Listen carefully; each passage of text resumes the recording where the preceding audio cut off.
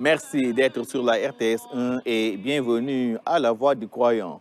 أعوذ بالله السميع العليم من الشيطان الرجيم بسم الله الرحمن الرحيم إن الحمد لله نحمده ونستعينه ونستغفره ونعوذ بالله تعالى من شرور أنفسنا ومن سيئات أعمالنا من يهده الله فلا مضل له ومن يضلل فلا هادي له وأشهد أن لا إله إلا الله وحده لا شريك له وأشهد أن محمدا عبده ورسوله صلى الله عليه وآله وصحبه ومن تبعهم بإحسان إلا يوم الدين.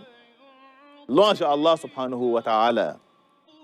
Nous le glorifions, nous lui demandons de l'aide, nous lui demandons également pardon contre le mal de nos péchés. Celui qui guide sur la bonne voie, nul ne peut l'égarer, et celui qui l'égare, nul ne peut non plus le guider. Je témoigne qu'il n'y a en fait point de divinité digne d'adoration, sauf Allah subhanahu wa ta'ala, l'unique qui n'a point d'associé. Et que le prophète Muhammad alayhi salatu wa salam est son serviteur et son messager. Que la bénédiction d'Allah subhanahu wa ta'ala soit sur lui, sa famille, ses compagnons et sur tous qui le suivent sur le droit chemin jusqu'au jour de la résurrection. Chers frères et sœurs en islam, assalamu alaikum wa rahmatullahi ta'ala wa barakatuh. Notre thème de cette semaine va porter sur la corruption, une pratique malsaine au regard de l'islam. Chers frères et sœurs en islam, la corruption appelée al-fasad peut être définie comme la perversion ou le détournement d'un processus, n'est-ce pas, ou d'une interaction avec une ou plusieurs personnes dans le dessein. Pour le corrupteur, d'obtenir des avantages ou des privilèges ou même des prérogatives particulières, ou pour le corrompu, d'obtenir une rétribution en échange, n'est-ce pas, de sa complaisance. Voilà une définition très sommaire de la corruption. Une pratique malsaine, destructrice, qui déstabilise les fondements de la morale humaine. Une pratique extrêmement dangereuse, vu les conséquences néfastes et désastreuses qu'elle présente. La corruption est devenue une pratique monnaie courante à travers le monde. Aujourd'hui, il faut le dire, aucun secteur ou domaine d'activité n'est pratiquement à l'abri de ce fléau. Heureusement que notre pays, le Sénégal, a tôt compris cela en faisant un pas de géant par la mise sur pied, n'est-ce pas, des structures telles que l'OFNAC, la Cour des comptes, l'IGE, l'ARMP, entre autres. Pour lutter farouchement contre cette pratique malsaine et nuisible qu'est la corruption. Allah subhanahu wa ta'ala a banni la corruption à travers pas mal de versets dans le Coran. Il nous dit وَلَا تُفْسِدُوا فِي الْأَرْضِ بَعْدَ إِصْلَاحِهَا وَادْعُوهُ خَوْفًا وَطَمَعًا إِنَّ رَحْمَةَ اللَّهِ قَرِيبٌ مِنَ الْمُحْسِنِينَ. Allah subhanahu wa ta'ala nous dit, ne semez pas la corruption sur terre après qu'elle ait été réformée et invoquez-le avec crainte et espoir, car la miséricorde d'Allah subhanahu wa ta'ala est proche, n'est-ce pas, des bienfaisants. Allah subhanahu wa ta'ala poursuit toujours. ظهر الفساد في البر والبحر بما كسبت أيدي الناس ليذيقهم بعد الذي عملوا لعلهم يرجعون. Il nous dit que la corruption est apparue sur la terre et dans la mer à cause de ce que les gens ont accompli de leurs propres mains comme mauvaise action, bien entendu. Afin qu'Allah subhanahu wa ta'ala leur fasse goûter une partie de ce qu'ils ont œuvré.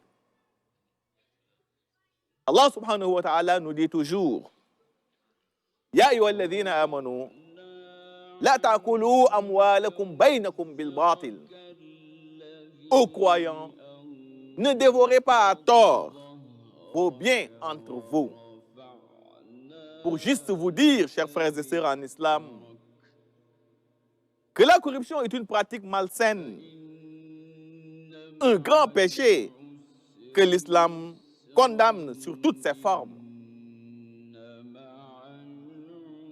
C'est par la gravité et la dangerosité qu'il y a dans cette pratique malsaine que le corrupteur et le corrompu sont tous sous la malédiction divine. Le prophète Muhammad alayhi salatu wassalam nous le confirme. La'anallahu ar-rashi wal-murtashi. Allah subhanahu wa ta'ala a maudit et le corrupteur et le corrompu. La corruption, comme tantôt affirmé, présente des conséquences néfastes et désastreuses sur tous les plans. Économique, politique, sécuritaire, social et sanitaire même. Sur le plan économique d'abord, la corruption fragilise et ruine l'économie d'un pays. Tout État où la corruption demeure la règle, cet État-là n'aura pas d'avenir et aura du mal à décoller sur le plan économique. La lutte contre la corruption demeure la base de tout développement. Par conséquent, si nous voulons véritablement prétendre à l'émergence économique de nos États, il nous faut absolument combattre la corruption, n'est-ce pas, à tous les niveaux et dans tous les secteurs d'activité. La corruption menace lourdement l'économie d'un pays en permettant, bien entendu, la croissance déloyale et en décourageant l'investissement et le commerce. Elle affecte de manière disproportionnée les groupes défavorisés, en empêchant l'inclusion sociale, en favorisant les inégalités et en entravant surtout la prospérité. La corruption, chers frères et sœurs en islam, est une pratique dangereuse qui étouffe la croissance économique, l'innovation et le développement durable d'un pays. Là où la corruption est répandue, l'investissement étranger direct est découragé. Les entreprises étant réticentes à investir en raison, n'est-ce pas, de la distorsion, de la concurrence, du coût élevé des affaires, des risques juridiques même importants et des dangers sur leur réputation, bien entendu. La corruption attaque le fondement des institutions démocratiques en faussant, bien entendu, les processus électoraux, en pervertissant l'état de droit et menant à des systèmes de gouvernance inefficaces. Elle compromet la démocratie, la bonne gouvernance et le respect, n'est-ce pas, des droits de l'homme. Car affaiblissant thématiquement les institutions publiques à la base de sociétés justes et équitables et qui garantissent un accès, si vous voulez, à la justice pour tous. Sur le plan sécuritaire et social, la corruption constitue une véritable menace, n'est-ce pas, pour les structures de sécurité. Elle peut mener à un mécontentement et à de la méfiance, si vous voulez, à l'égard des gouvernants, des institutions publiques et de l'état de droit, et à une spirale de colère, n'est-ce pas, et de tension. La corruption facilite le trafic de drogue et de personnes, ainsi que d'autres formes de criminalité organisée, ce qui rend notre monde plus instable et moins sûr. Chers frères en islam, la corruption crée en nous, crée ou entraîne en nous le manque, n'est-ce pas, de confiance. Personne n'a plus confiance à son prochain. Ce qui va sans doute favoriser un climat d'insécurité, de méfiance et de haine entre les populations. Et cela ne va que compromettre la volonté d'Allah subhanahu wa ta'ala, qui n'a jamais cessé de nous exhorter à l'unité, au rassemblement et à la solidarité. Allah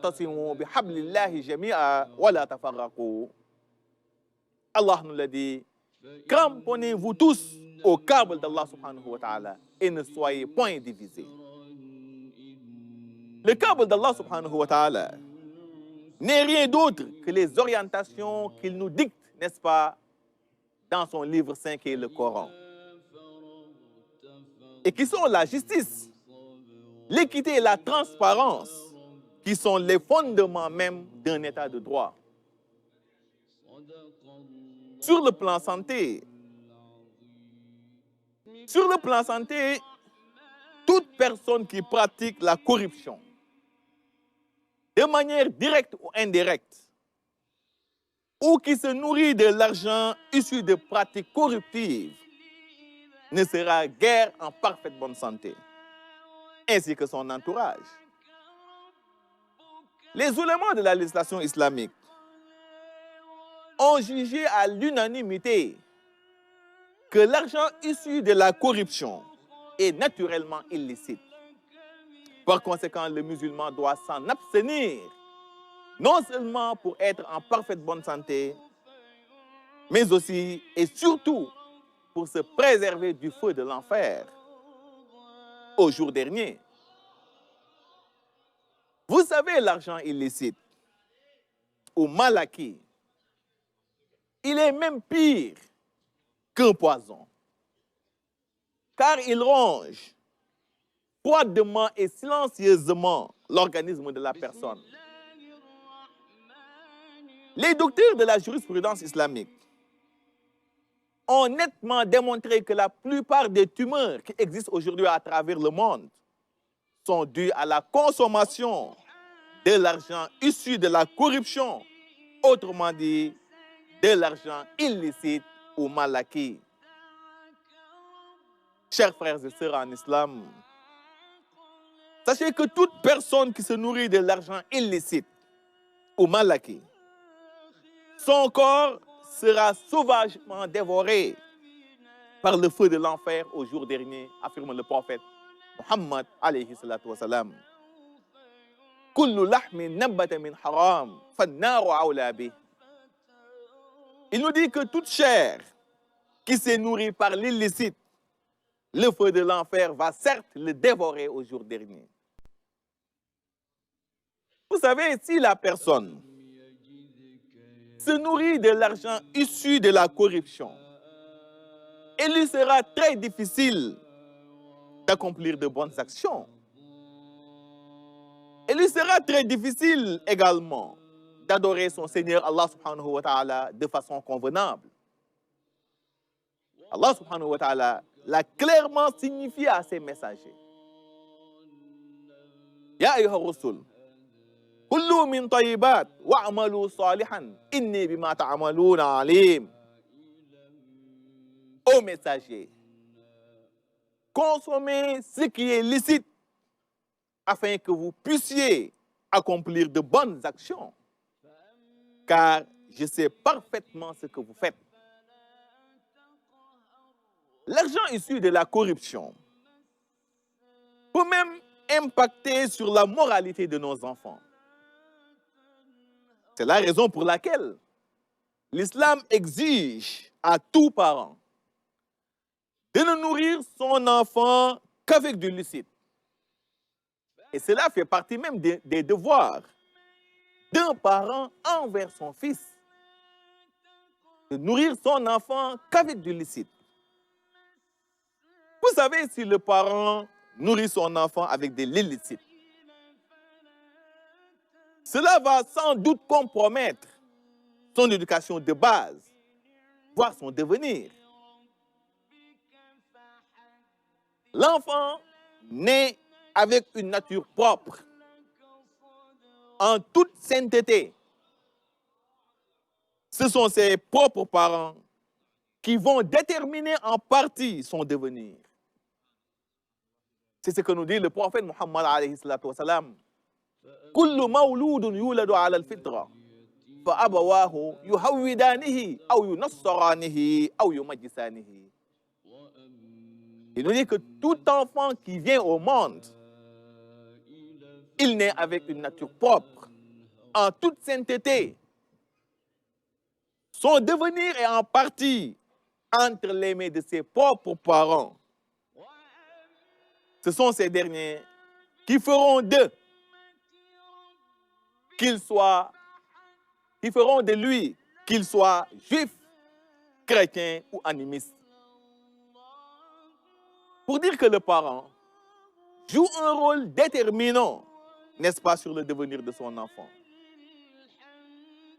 Ce qui fait que si la personne commet des pratiques corruptives, cela va avoir des conséquences néfastes et désastreuses, n'est-ce pas, sur elle, ainsi que sur ses propres enfants. Un parent qui nourrit son enfant avec de l'argent illicite ou de l'argent mal acquis, cet enfant-là sera fort possible un délinquant. Il va représenter un danger même pour sa société. Chers frères et sœurs en islam, si la personne s'adonne à la corruption, cela va interrompre la relation existant entre Allah subhanahu wa ta'ala et elle. Ce qui fait qu'elle ne pourra plus être en parfaite communion avec son Seigneur Allah subhanahu wa ta'ala. Et dans ce cas, elle va s'égarer et sera sous la conduite de Satan, le diable, qui va lui ordonner à commettre que des actes immoraux et blâmables. Allah nous le dit subhanahu wa ta'ala. Ya ayyuhalladhina amanu la tattabi'u khutuwati shaytan wa man yattabi' khutuwati shaytan fa innahu ya'muru bil fahsha'i wal munkar. Aux croyants, ne suivez pas les pas de Satan, le diable. Quiconque les suit, Satan ne va lui ordonner que des actes blâmables et immoraux.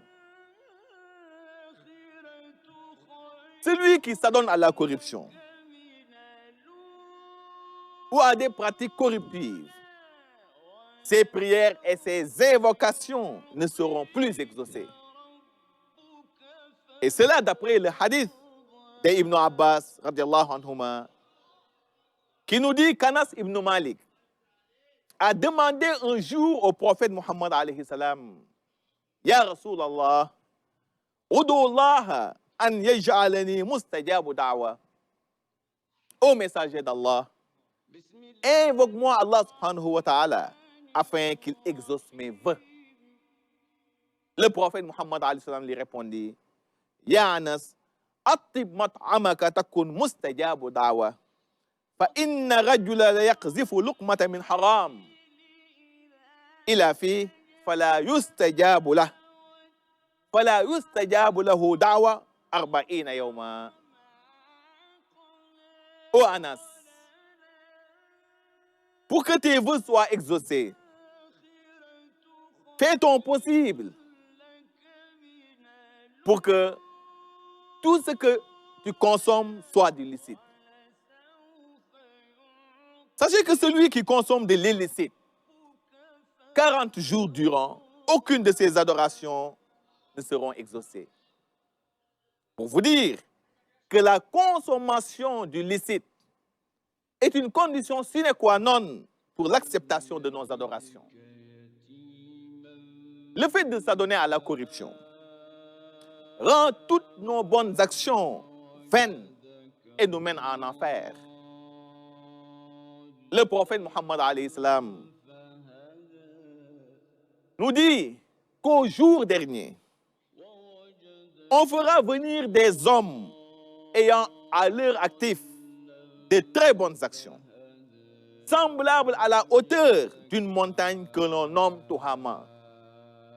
Allah subhanahu wa ta'ala rendra leurs bonnes actions en poussière disséminée et les jettera tous en enfer. On demanda au prophète Mohammed alayhi salam, Kayfa zalik? Qu'en est-il? Qu'a-t-on fait ces gens?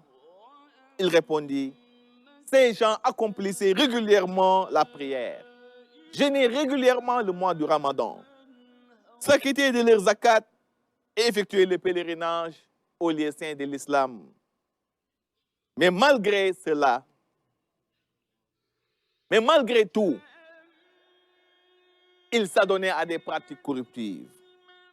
Raison pour laquelle Allah subhanahu wa ta'ala a rendu toutes leurs bonnes actions vaines et les a jetés tous en enfer. C'est pourquoi, chers frères et sœurs en islam, nous devons tous combattre la corruption et les pratiques corruptives pour que nous soyons en phase avec les prescriptions d'Allah subhanahu wa ta'ala. Au jour dernier, aucun serviteur ne franchira un pas sans qu'il ne soit interrogé sur l'acquisition de ses avoirs. Affirme le prophète Mohammed alayhi salam. Wa an malihi min ayna iktasabahu wa fima anfaqahu. On interrogera au jour dernier le serviteur. Comment il a acquis ses avoirs et comment il les a dépensés. Chers frères en islam, sachez qu'au jour dernier, nous allons rendre compte de ce qui est licite, autrement dit, sur nos biens qui ont été acquis en toute transparence. Les biens mal acquis feront sans doute l'objet de châtiments et non de règlement de compte. Al-malu halal hisabun, wal-malu haram iqabun. Les biens acquis en toute transparence feront l'objet de règlements de compte et les biens mal acquis l'objet de châtiment. Le prophète Mohammed alayhi salam nous dit que le licite est bien clair, ainsi que l'illicite. Et entre ces deux, il y a ce qu'on appelle ash-shubuhat, c'est-à-dire des choses louches, confuses. Et pour ne pas y tomber, il nous invite à s'y abstenir. Le prophète Mohammed alayhi salam nous dit, le licite est bien clair, ainsi que l'illicite. Autrement dit, les pratiques corruptives sont claires et connues de tous, ainsi que celles qui ne le sont pas. Maintenant, entre ces deux, il y a des choses qui sont louches, confuses, que beaucoup de gens ignorent. Celui qui les évite est scrupuleux quant à sa religion et à son honneur. Quant à celui qui s'y tombe, il est semblable à un berger qui fait paître son troupeau dans un domaine réservé et qui est sur le pied d'y entrer.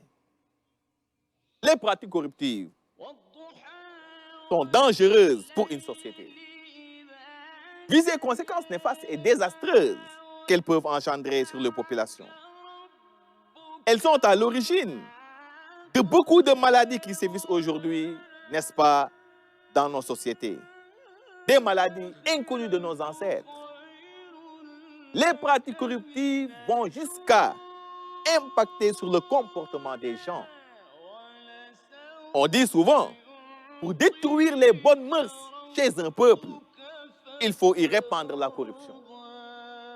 Donc les comportements malsains que nous assistons aujourd'hui et que nous cessons de décrier sont dus, n'est-ce pas, à la propagation, n'est-ce pas, des pratiques corruptives. et rien d'autre. Donc, il est urgent aujourd'hui que tout le monde se mobilise, l'État, la société civile, les religieux, pour lutter farouchement contre ce fléau qu'est la corruption qui gangrène tous les secteurs d'activité. Nous saluons encore une fois de plus et magnifions le courage de l'État du Sénégal qui a fait de la corruption son cheval de bataille par la mise sur pied de l'OFNAC, de l'IGE, de la Cour des comptes, de l'ARMP, entre autres, pour éradiquer ce fléau qu'est la corruption. Chers frères et sœurs en islam, nous voilà au terme de notre rappel. Merci et à la semaine prochaine. أقول قولي هذا وأستغفر الله العظيم لي ولكم ولسائر المسلمين من كل ذنب فاستغفروه إنه هو غفور رحيم.